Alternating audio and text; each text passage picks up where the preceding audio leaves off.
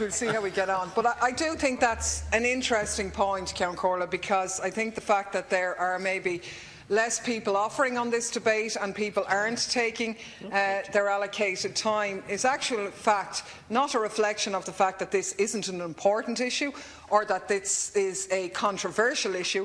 I think it's a reflection of the fact that this is an absolute no-brainer, that there is nobody who could oppose on principle a bill that seeks to ensure that nobody is discriminated against on any of the 9 grounds contained in the existing employment equality legislation, no matter where they work.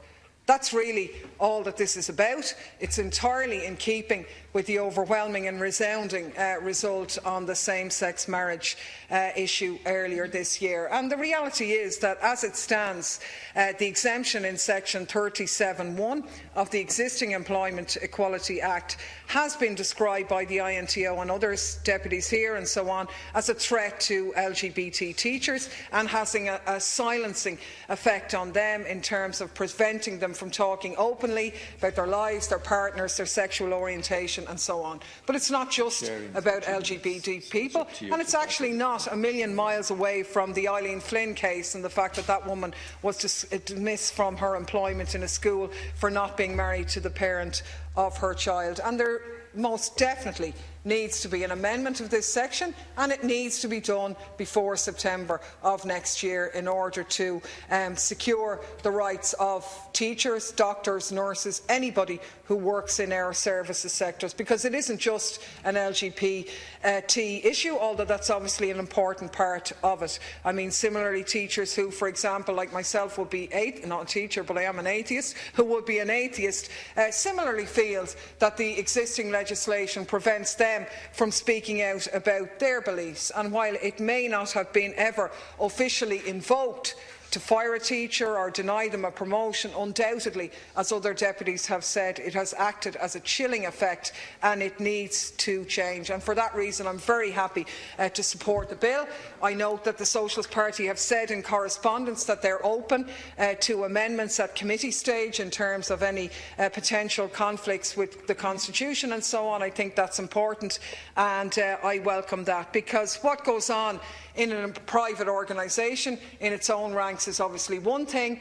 How that translates into the functioning of essential public services and access to facilities that everybody needs is an entirely different matter. I'm not bothered by what any religious organisation does within its own ranks, no more than I'd be bothered with, for example, if the Socialist Party had an accountant who was a card-carrying member of Fine Gael and that caused problems inside their ranks. I believe that that would be a matter that they would need to deal with it too, because what this is dealing with is, if you like, removing instances where it's lawful to discriminate against people. And sometimes it is lawful to discriminate against people. At the moment, I'm probably the only person in here who is currently being investigated by the Equality Tribunal.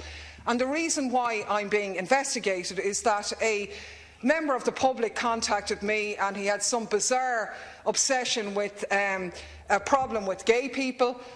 He had a complaint about an alleged paedophile, in his opinion, who was working on a gay pride campaign.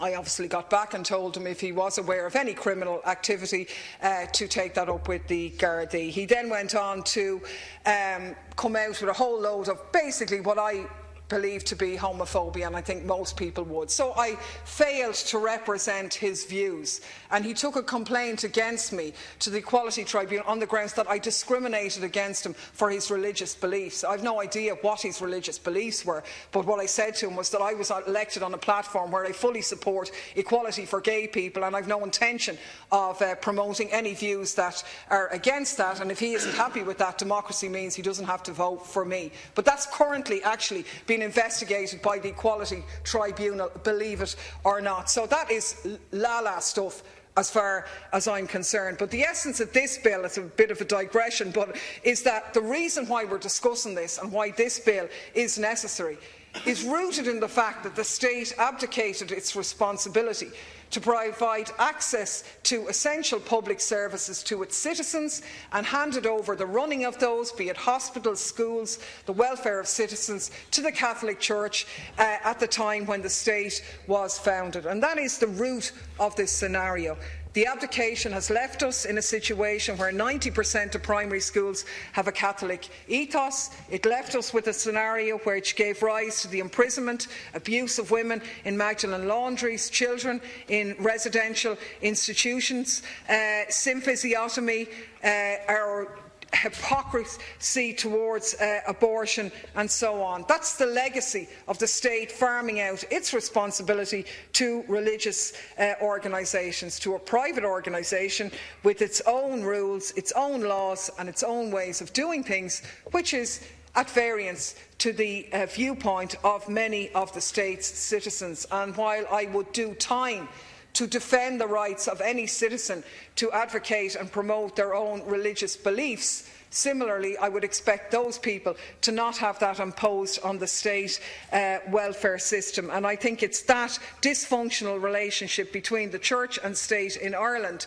which has been toxic and which is at the root of this. And I would echo points made by my colleague Deputy Collins on a number of occasions that actually what we need to do is radically change the Constitution rather than tinkering around with a lot of these things. And I'm not putting the blame solely on the Church's door. It benefited the state to abdicate and give the Church a lot of these responsibilities either. And we've seen that in many ways Church and state combined. We saw it in the attempts to stifle at birth Noel Brown's mother and baby scheme and so on in our history. And, you know, the power of the Church has waned, but we're still dealing with that legacy. And that is what's the root of this. I mean, I know the Labour Party deputies are all patting themselves on the back about how great they've been in delivering social progress, but this actually hasn't been delivered yet. And when you look at areas like the school, I mean, back in 2012, Rory Quinn told us that the process of divesting schools from Catholic patronage was to begin immediately. At one stage, he talked about divesting 50% of all primary schools, but for all the fire and brimstone, to date the Church hasn't handed over a single school to another patron, although it did obviously merge two schools in Basin Lane in Dublin in 2014 to allow Educate Together to move into a vacant building, and it handed over another building in Castlebar that had been closed for 20 years. So hardly much progress there. So I think we have to be honest about this, and I think we have to go a lot further. If the government was serious about equality, we will be tackling that issue in a much more serious way. We'd be tackling issues in terms of our health service, the ridiculous scenario where the Mater Hospital could threaten not to comply with the Protection of Life During Pregnancy Act because performing abortions went against its ethos. Now, obviously that threat was never followed through and was never going to, but the fact that they could even come out and say that is absolutely ridiculous, and it does show that there's no place really for religion in any of these services. So look, I think it's important that we're discussing it.